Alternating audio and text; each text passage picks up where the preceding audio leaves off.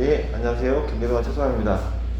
우선은 오늘은 저번에 했던 이야기 연달아서 삼성 반도체 현장이 어떻게 진행될 건지 2부로 준비했습니다. 거기에 추가적으로 이제 저희는 학원을 하고 있는 곳이다 보니까 초보자분들이 이런 상황에서 어떻게 해야지 살아남을 수 있는지 이것도 한번 이야기를 해보겠습니다. 우선은 경기는 저번에 이야기했던 것처럼 그렇게 좋지는 않아요. 분명하게 이번 달 안에 또 지금 삼성 반도체 평택에 있는 곳 인원을 10,000명 이상 더 줄인다고 이야기가 나오는 것 같고, 우선은 저도 이제 들려오는 이야기들로 전해드리는 거니까 그 부분은 잘 참고해서 들어주세요. 우선은 삼성 반도체 출력 인원이 60,000명에서 70,000명까지 됐던 곳인데, 우선은 15,000명에서 한 20,000명 사이까지만 남겨놓고 공사를 진행한다, 이런 이야기가 들려오고도 있어요.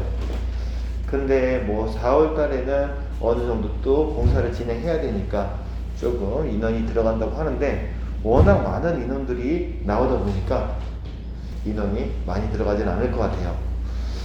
조금 그나마 조금 희소식 같은 경우는 삼성에서 진행하는 공사 중에서 디스플레이 사업이 그래도 수익률이 아마 6조 이 정도 났다고 들려오더라고요. 그래서 다산 탕장에 있는 곳에 투자를 더 많이 할 거라고 이야기 들려오더라고요.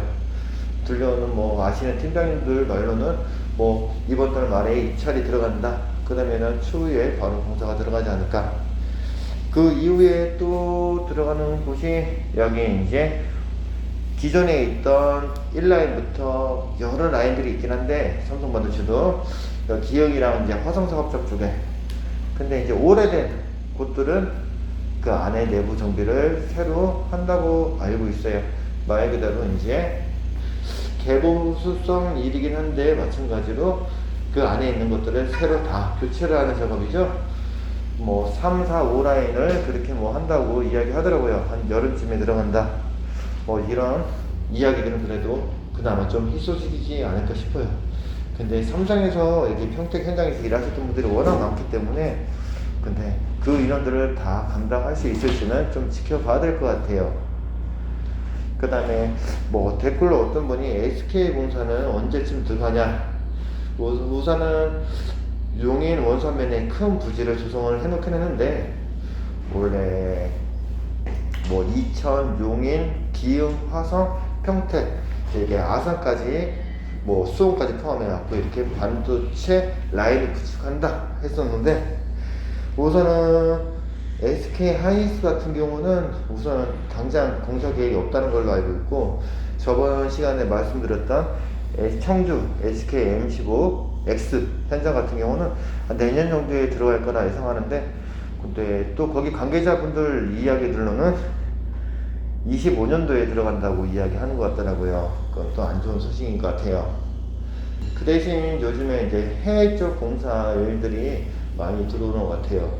해외 쪽 우선은 헝가리도 있고 폴란드도 있고 말레이시아도 있고, 그 다음에 여기 미국 현장도 있고, 여러 업체들이 들어가 있는데, 대표적으로 삼성도 들어가 있고 LG도 들어가 있고 SK도 들어가 있고 두산도 들어가 있고 하나도 들어가 있고 여러 가지 업체들이 들어가 있는데, 해외 쪽에도 공사가 좀 활발하게 진행돼서 저희 나라 사람들이 좀 일을 많이 했으면 좀 좋지 않을까 싶네요. 근데 조금씩, 많은 인원은 아니지만 조금씩 계속 들어가고 있다는 거, 그럼 좀 그래도 나쁜 소식은 아니죠. 근데 국내 일자리가 워낙 많이 없다 보니까 맞다. 조선소에도 요즘에 인력을 많이 구한다고 하는데, 우선 조선소 같은 경우는 이 반도체 쪽에 일하셨던 분들이 다시 내려가시는 거는 꺼려 하더라고요. 근데 요즘 같은 경우는 찬밥 더운밥 가릴 처지는 아니니까, 조선소 같은 경우는 우선은 10시까지 일해야지 1.5공수. 근데 우리 고덕 같은 경우는 보통 업체들마다 틀리긴 한데 6시부터 7시까지 일하면은 1.5공수인데 시간적인 차이가 좀 있죠. 이런 반도체 현장 같은 경우는 비파기 검사를 많이 진행하고 안 하다 보니까 시험 때만 진행을 하고 안 하지만, 이제 조선소 같은 경우는 뭐 하는 구간도 있고 안 하는 구간도 있지만 그래도 비슷하게 검사를 많이 하다 보니까 또 꺼려 하시는 분들도 계시고.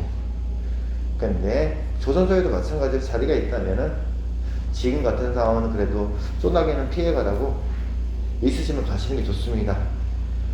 아마 올해는 연장 야광이 좀 있을 것 같으니까 그래도 장기간 오래 할 수 있는 현장이 있다면은 뭐 고민하지 마시고 가는 거 추천드려요. 많은 이제 초보자분들이 현장에서 일하고 계시죠. 뭐 학원이 저희만 있는 게 아니라 전국 각지에 대표적인 학원들이 한 10몇 개 정도 있어요. 근데 거기서 많은 위원들이 현장에서 일을 하시고 뭐 1년, 2년 안 되신 분들, 이제 갓 졸업하신 분들도 많이 계실 거 아니에요. 근데 그분들이 이제 어떻게 살아남아야 되는지 이 부분 관련돼서도 이야기를 해드리겠습니다. 우선은 초보자분들 어떻게 해야지 살아남을 수 있는지. 기본적으로 해야 될 것들이 굉장히 많아요. 기본적으로. 근데 그 학원에서 잠깐 배운다 해서 현장에서 만나게 되는 사람만큼 할 수 없어요. 분명하게. 우선은 학원에 있는 기간 동안 최대한 할 수 있는 거 다 해보셔야 되겠죠. 기본적으로 1지, 2지, 뭐 5지, 6지, 기본적으로 현장 포인트, 그리기나 홀치기나, 당연히 이빙은 기본적으로 하셔야 되고, 그리기도 왼손도 하셔야 하고 오른손도 하셔야 되고, 그 다음에 렌탈 타고 상부 구간이나 오마 타고 입상 구간 이런 것도 기본적으로 하실 수 있어야 되겠죠. 거기에다가 기본적으로 서포트, 프렌지 이런 것도 할 줄 아셔야 된단 말이에요. 그뿐만 아니라 갭 넓은 거, 좁은 거, 갭 넓은 것도 해보고 좁은 것도 해보고, 그리고 학원에서처럼 느릿느릿 할 수가 있는 게 아니란 말이에요. 현장에서는 어느 정도 물량도 나와야 되고 하니까 속도도 있어야 된단 말이에요. 전류를 높여서 진행할 수 있는 방법, 이런 것들 여러 가지 그래도 최소한의 흉내는 내고 가셔야 되겠죠. 뭐 기량자분들이 뭐 2인치, 뭐 4인치 이런 것들을 gem바 현장 포인트에서 뭐 10분에서 한 20분 정도 한다면은 최소 초보자 학원생분들 같은 경우는 30분 안에는 오셔야 된다는 거죠. 6인치 같은 경우도 마찬가지로 최대한 연습을 하실 때도 마찬가지예요. 그 시간 충분하게 체크하시면서 내가 이 자세에서 이만큼의 시간을 나왔다, 이 자세에서 이만큼 시간을 나왔다. 왜냐면 학원이랑 현장은 틀린 곳이기 때문에 분명하게 간섭되는 것도 많고, 렌탈 타고 성구간도 굉장히 작업이 많아요. 그리고 뭐 현장이면은 기본적으로 배관이 깔려 있고 천장도 있고 벽도 있고 전기 추계도 걸려 있고 여러 가지들이 있는데, 거기서 하려면은 당연히 더 오랜 시간이 걸린단 말이에요. 많은 학원생들을 이제 배출하다 보니까 그런 기본적인 것들 저희는 교육을 해드리고 있는데, 최대한 학원에서 그 정도는 하고 가셔야지 살아남을 수 있습니다. 일반적인 학원들도 아마 저희랑 비슷하지 않을까 싶긴 한데, 저희는 무조건 그리기랑 홀치기가 이제 필수 항목으로 들어와 있는 학원이에요. 근데 그 시간을 사람들이 활용을 잘 안 하려고 해요. 맨날 잔소리하고 해야 된다, 해야 된다. 해야지 그나마 한단 말이에요. 그 시간에 리빙을 하고 싶어 해.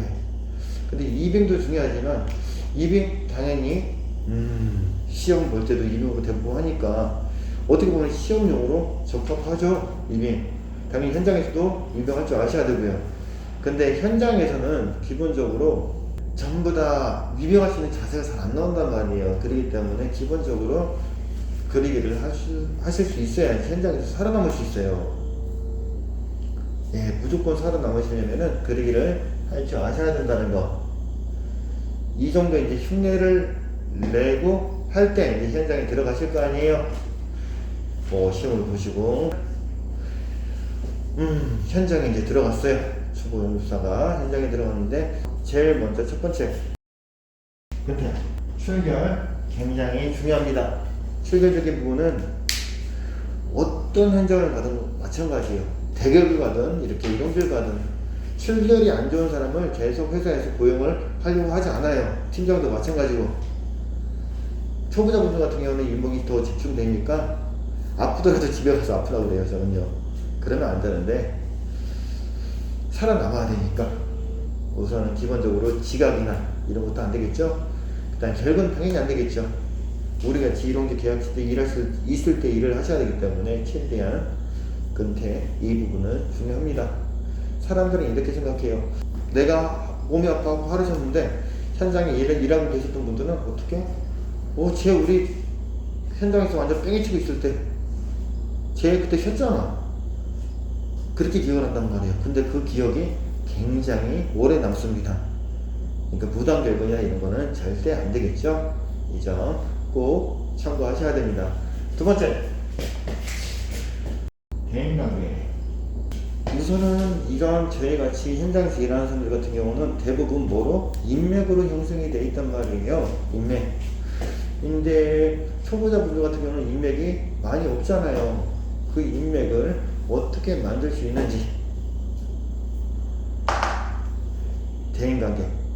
많은 사람들이랑 두루두루 친해져야 되는 거예요. 기본적으로 내가 현장에 들어가면은 한 배관팀 밑에, 저희는 이제 배관 용도 관련돼서 이야기를 하다 보니까 배관팀 밑에 이제 용도사가 들어가겠죠.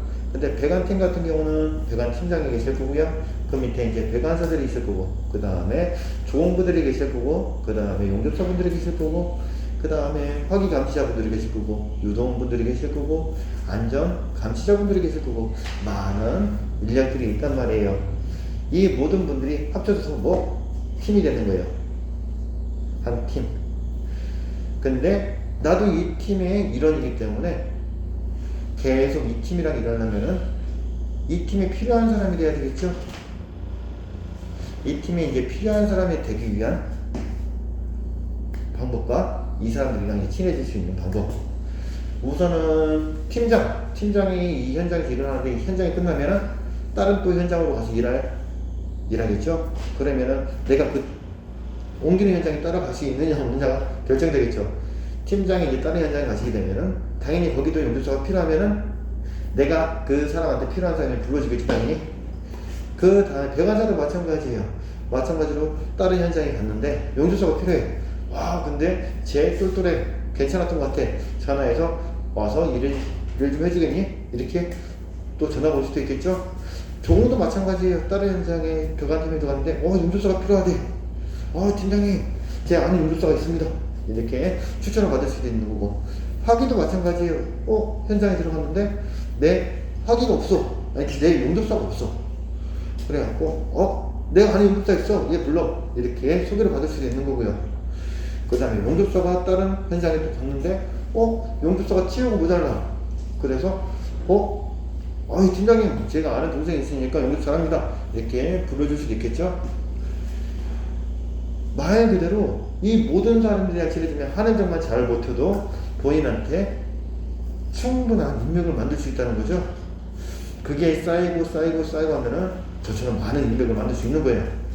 이 사람들이랑 친해져야 될 거 아니에요. 그래야지 금방 말한 것처럼 다른 현장을 옮겼을 때 나를 불러줄 수도 있겠죠. 자요, 가장 돈 안 들이고 그냥 친해질 수 있는 방법 뭐가 있을까요? 인사. 요즘 사람들 같은 경우는 인사를 잘 안 해요. 요즘 같은 경우는. 근데 인사만큼 친한 사람들이랑 친해질 수 있는 좋은 방법이 없어요, 진짜로. 보자. 아침에 안녕하십니까? 식사하셨습니까? 점심때 식사 맛있게 드십시오. 식사 많이 드셨습니까? 마칠 때 고생하셨습니다. 수고하셨습니다. 말 몇 마디 하는 거 어렵지가 않아요. 근데 내가 인사를 해서 받아주면은 이제 그 사람들한테 또 친분이 생기는 거겠죠? 친분이 생기고. 근데 인사를 안 받아줬어. 인사를 안 받아주게 되면은 손해밖에 없어요. 그래도 내 기분은 좀 상할 수도 있지만, 내가 안녕하십니까 이렇게 인사를 했는데 인사를 안 받았어. 그러면은 안 받을 수도 있다고 생각하세요. 근데 다른 사람들이 봤을 때 나는 인사성이 다른 사람이겠죠? 근데 인사를 안 받아주는 사람은 쟤 뭐야, 인사도 안 받아주고, 이렇게 보이겠죠. 그렇게 좋아 보이진 않겠죠. 절대 인사를 많이 한다 해서 본인들이 손해볼 건 없다는 거예요. 인사는 많이 하고 보는 게 좋습니다. 또 친해질 수 있는 방법은 여러 가지가 있긴 한데, 당연히 술자리, 밥자리, 조공이 모인다, 배관사가 모인다, 팀 회식을 한다, 이런 자리는 본인이 술을 안 마시더라도 무조건 따라가 보는 게 좋아요. 거기서 본인의 이야기가 나올 수도 있고 그 사람들이랑 친해질 수 있는 친목 도모를 할 수 있기 때문에 회식, 밥자리 이런 데는 무조건 따라가시라는 거죠. 그리고 현장에서도 마찬가지예요. 현장에서 일을 할 때도 마찬가지예요. 당연히 남들보다 현장에 일찍 가서 먼저 인사해주면 좋겠죠. 마칠 때도 마찬가지예요. 뭐 다른 팀원들이 뭐 놓고 온 게 있을 수도 있고 뭐 실수로 막 작업이 안 된 게 있을 수도 있고 뭐 공구통을 안 잡을 수도 있고 그럴 수 있잖아요. 마지막까지 뭐 이 팀에 잘못된 게 없는가 확인하고 말 그대로 정말 마지막까지 정리정돈까지 하고 갈 수 있는 사람, 그런 사람을 현장에서 팀장이 싫어할 이유가 있을까요? 없단 말이에요, 분명하게. 그리고 내가 현장에서 용접을 이렇게 하고 내려왔는데 할 일이 없어. 그럼 말똥말똥 앉아갖고 이렇게 핸드폰 보고 가만히 있는 게 좋을까요? 그거는 아니겠죠? 내려왔으면은 팀원이라고 그랬잖아요. 팀원이기 때문에 다른 팀원들이 일을 하고 있으면은 그 팀원들 일을 도와줄 수도 있는 거고, 뭐 할 게 없으면 청소라도 하고 정리정돈도 하고 맞잖아요. 그 팀에 필요한 사람이 되기 위해서는 초보자분들이 굉장히 분발이 열심히 하셔야 된단 말이에요. 분명하게. 뭐 인정받고 잘하는 사람들이야 뭐 알아서 잘하겠지만, 근데 인정받고 잘하는 사람들은 그만큼의 이유가 있습니다. 분명하게. 요즘에는 뭐 용접만 잘한다 해서가 아니라 인성이나 성품 이런 것도 많이 보기 때문에 뭐 대인관계는 이 정도만 충분히 해도, 그래도 이 방법 말고 이렇게 사람들이랑 친해지는 방법 말고도 또 할 수 있는 방법이, 그래도 현장에 이제 초보 연구사로 들어간다 하더라도 기본적으로 단가적인 부분은 높단 말이에요. 분명하게. 이거는 예전에 제가 사람들이랑 많이 친해지기 위해서 많이 사용했던 방법이긴 한데, 이 방법 말고도 저는 그래도 단가가 높은 연구사이기 때문에 저는 하루에 제 신조가 현장에서 뭐 하루에 10,000원은 쓰고 오자, 10,000원은 쓰고 오자. 내가 커피를 마시든 뭘 하든 간에 현장에서 10,000원을 쓰고 오자. 저는 이제 흡연을 하는 사람이기 때문에 현장에서는 흡연장 가면은 자판기가 있어요. 보이는 사람마다 저는 진짜 거짓말 치고 음료수를 뽑아줬어요. 내가 아는 팀원들이라면 무조건 다.